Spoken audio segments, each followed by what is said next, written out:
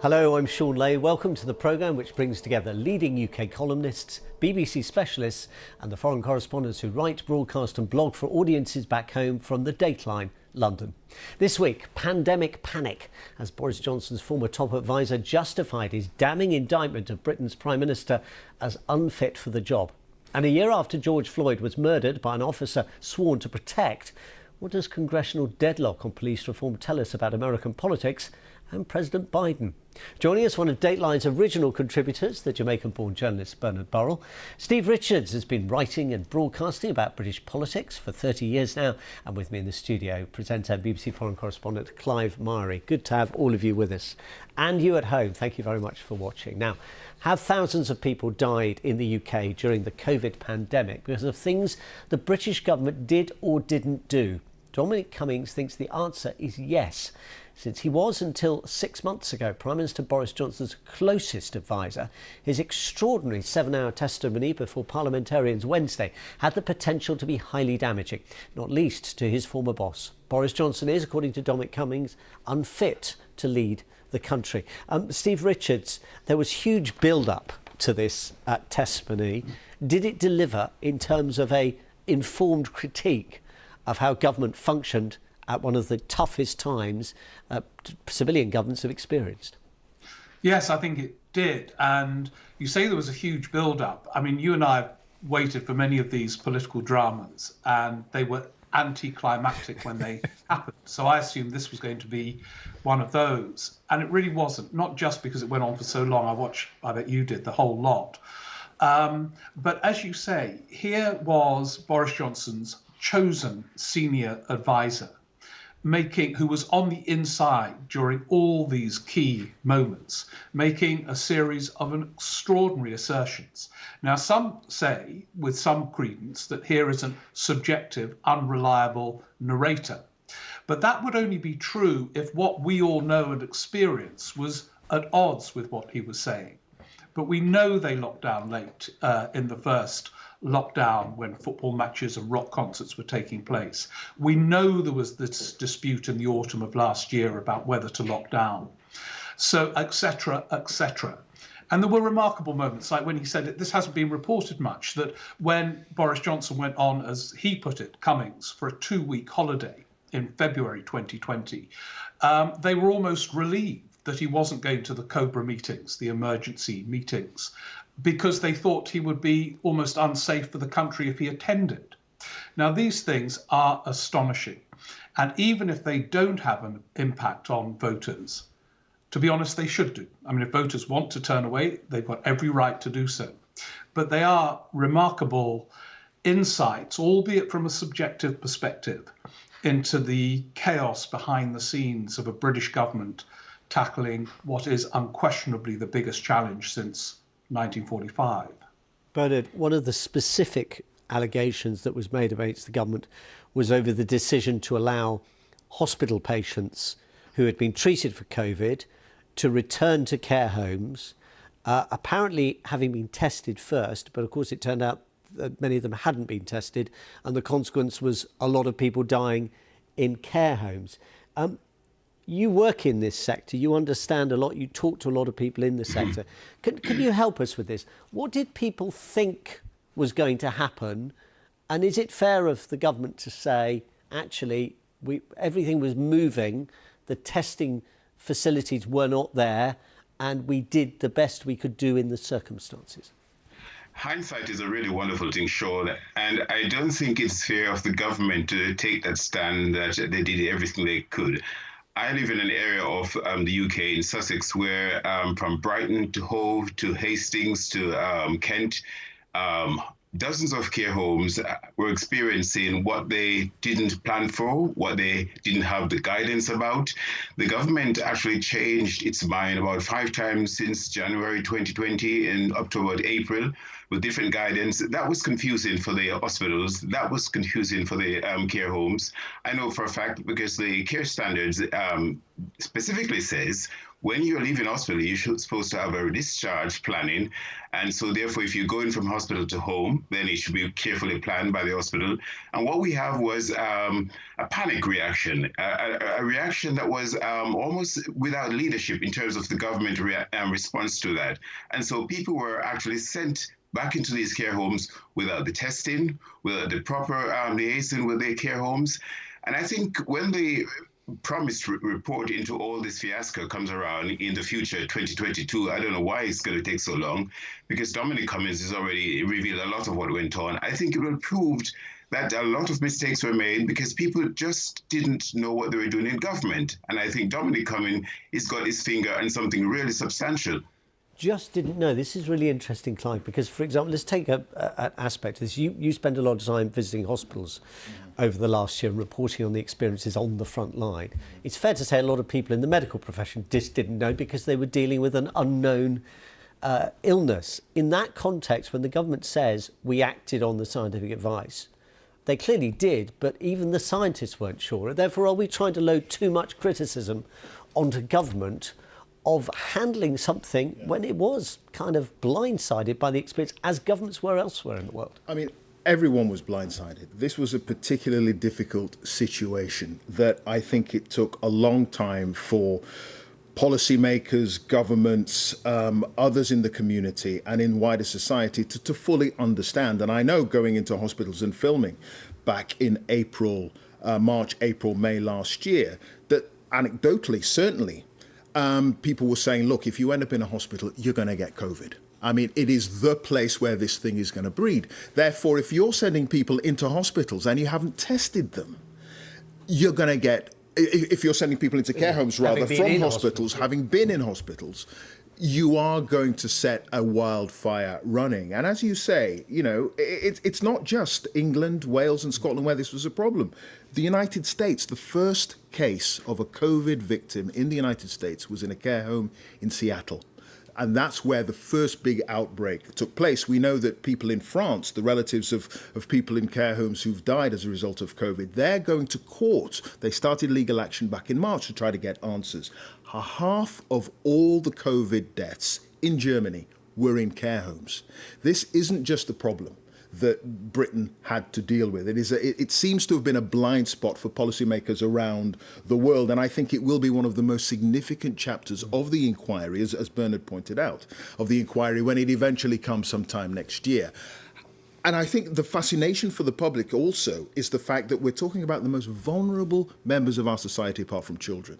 People who perhaps have dementia, who are old and are frail, left potentially at the mercy of this killer. And I think that has sort of raised the stakes in terms of the debate about this, particularly after what Dominic Cummings said in his testimony before that Commons Committee.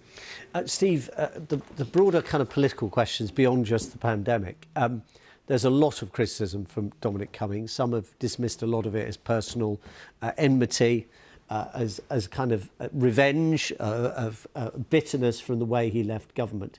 A couple of interesting aspects of it. One, you can, I guess, criticise him for saying he was almost trying to control things. He says, I was trying to change the structure around Boris Johnson to try and stop what I thought were extremely bad decisions. One might wonder if that's really the role of an advisor. But he then quotes the Prime Minister.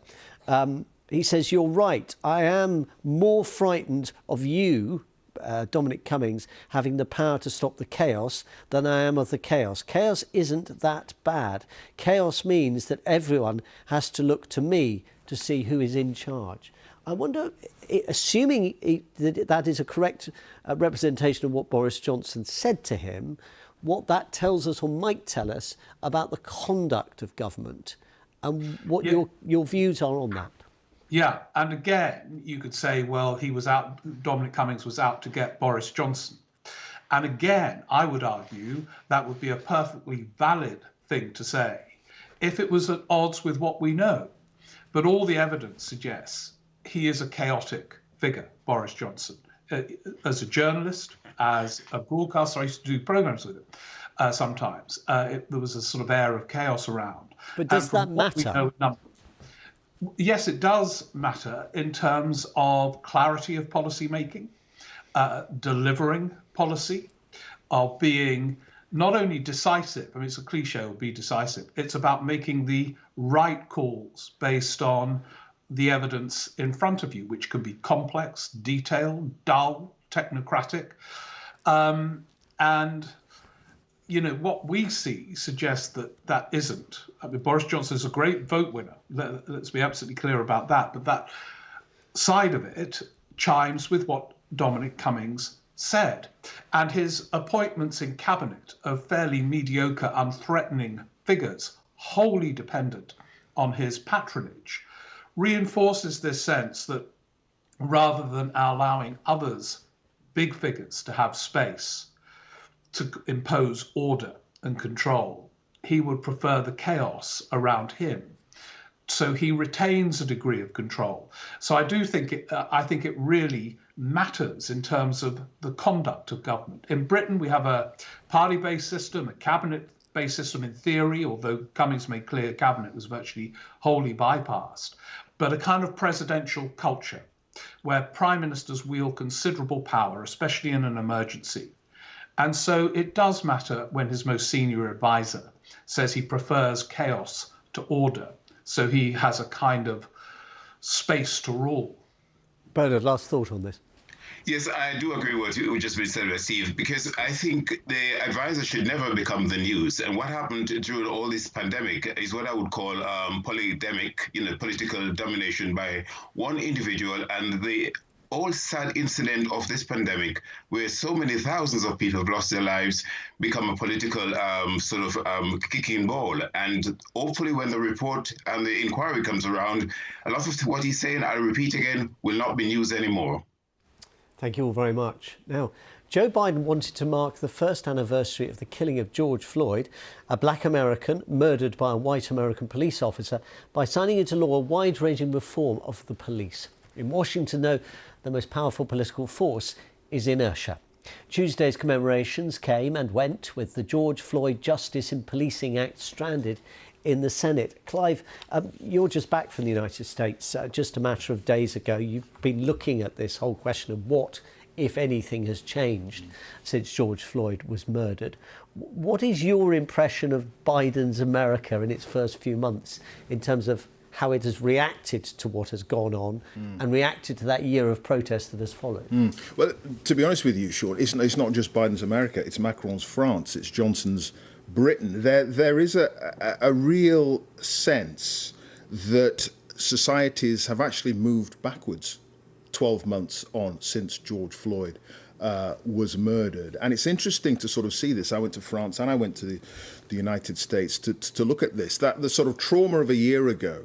The world has managed to move on, and it always does after something cataclysmic, as what happened with George Floyd. Over time, the urgency of that moment just seems to dissipate.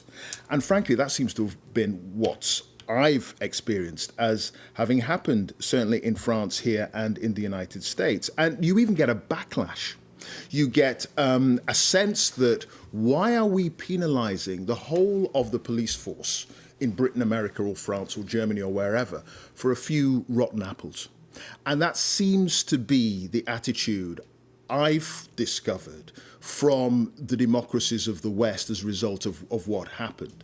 You've got people who are saying that actually there isn't systemic racism in a lot of these societies.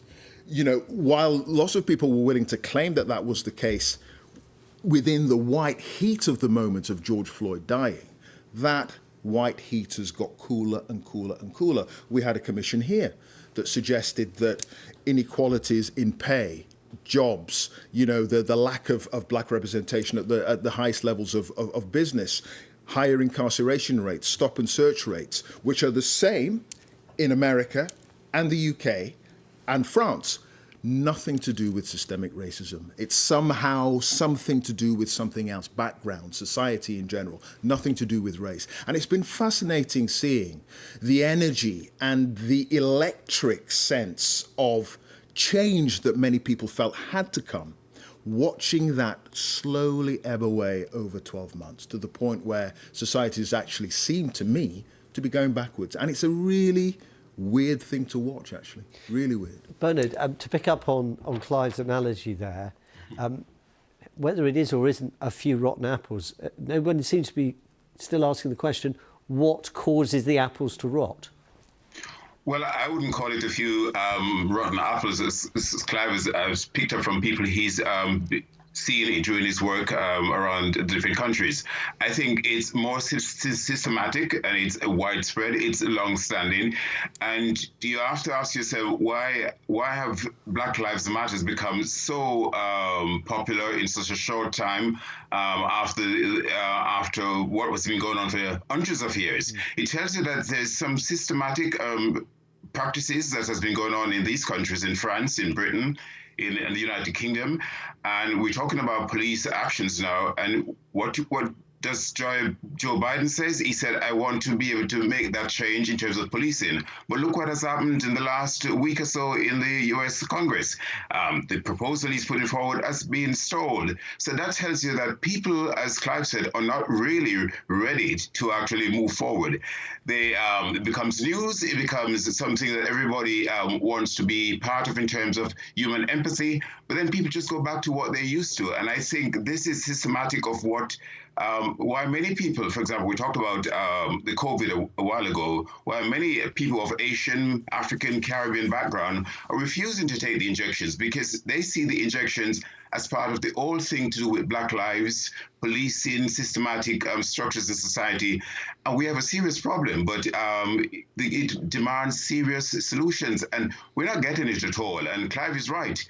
You know, it goes on public news for a short time, and then it goes back to the old comfort zone. Steve, if black people see a systemic problem, white people see no systemic problem. If we're looking in the States, how on earth does a white president or a black vice president overcome that in a political system where culture wars are almost starting to define the political parties themselves? Well, they've got limited room for manoeuvre, but they have got some room. I mean, I don't overestimate the long-term potency of a tragedy, as Clive suggests. I hadn't realised how things have gone back in such a short period of time. But to be honest, depressed but not wholly surprised. But I wouldn't also underestimate the power of the political altar. It is different that Joe Biden is president, speaking and responding to these kind of events compared, say, to Donald Trump. I mean, it's a statement of the obvious, but that is a big difference.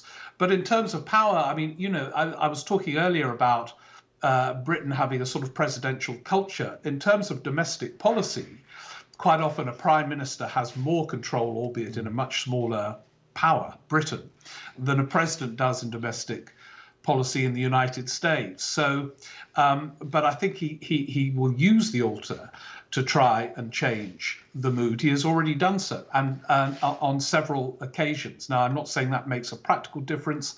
In the short term, it doesn't, but I wouldn't understate that element which has changed in the United States. But as I say, to go back to my original point, these appalling tragedies, if you look back, there are protests, there are ritualistic protests, they still go on. Footballers in Britain still take the knee and so on.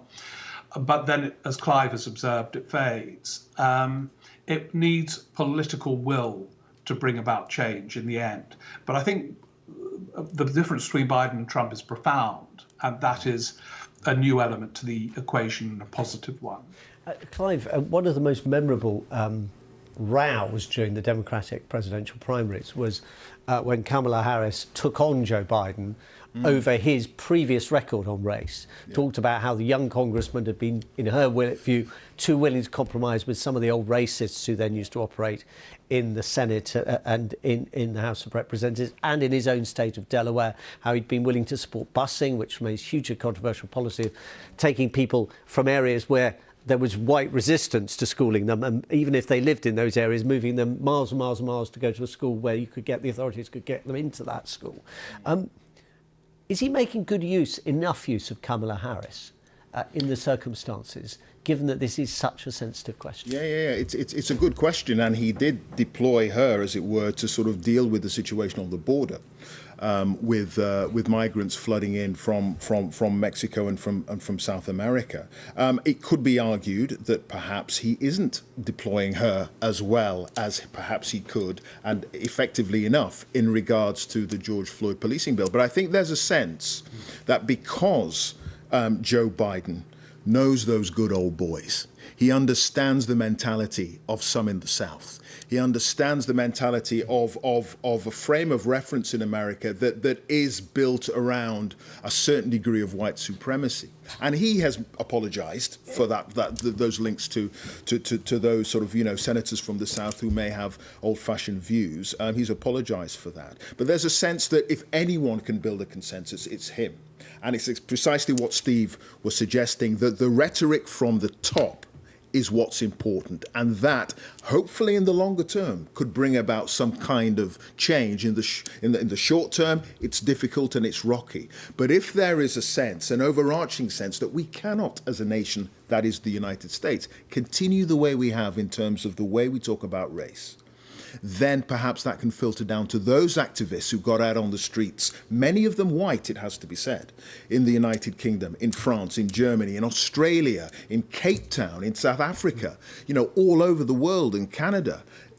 If there's leadership from the top, then that mentality can seep down. And it's those future leaders and those future progressives who perhaps will be able to make things actually change. OK. The opportunity at the end of the programme often when we get time to talk about perhaps things that the three of you think we haven't talked enough about or hasn't been enough reporting of. Do you want to kick us off on this, Bernard? What's the story that you've kind of spotted that you think perhaps we could do well to pay a bit more attention to, or might have bigger consequences than the immediate story? Well, one of the good things that have come out of the news this week is from Germany, where they've decided to pay over 1 billion euros compensation to the Arara and Nama people in what is now known as Namibia. And for people who don't know, Germany was once in charge of Southwest Africa, where they committed some of the most atrocious crimes against those people, incarceration, all kind of atrocities. And of course, for a long time, Germany refused to see this as genocide. And I think it was about 2015 when they decided yes.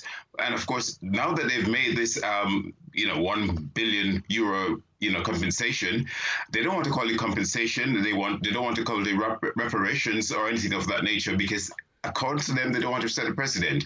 But it's a step in the right direction. And I think a lot of countries around the world, in the Caribbean, in Africa, in Asia, will say, Germany, you've paid back the Jews. America, you've paid back the Japanese. Now it's time for you to do what you've done to the Namibians. We want our reparations, despite the fact that Germany doesn't want to be seen as that. But I think it's a very positive step in the right direction. It's interesting, Clive, isn't it? You put it in the context of Britain and other colonial countries. I mean, Germany has a record of apologising for terrible things it's done in the past. Maybe other countries don't. France and Britain don't necessarily have that. I mean, we had President Macron in Rwanda this week saying, we should have listened. We should have listened to the warnings. This isn't an apology, by the way, he said very specifically. Yeah, absolutely, because that brings legal jeopardy, and that brings, having to hand out, reparations or whatever. So you try as a society or as a government to frame your apology or your level of culpability in a way that will not leave you open to having to fork out millions and millions and millions. And it's tricky finding the right form of words, to be honest with you. But President Chirac, apologized for some of France's past colonial misdeeds in North Africa, which was interesting. It's a difficult. It's a difficult way of dealing with the past, using an apology or suggesting that you're culpable. It's tricky, and some nations find it harder than most. Steve, what's caught your eye? Yeah, well, probably viewers will think, oh no, not this again.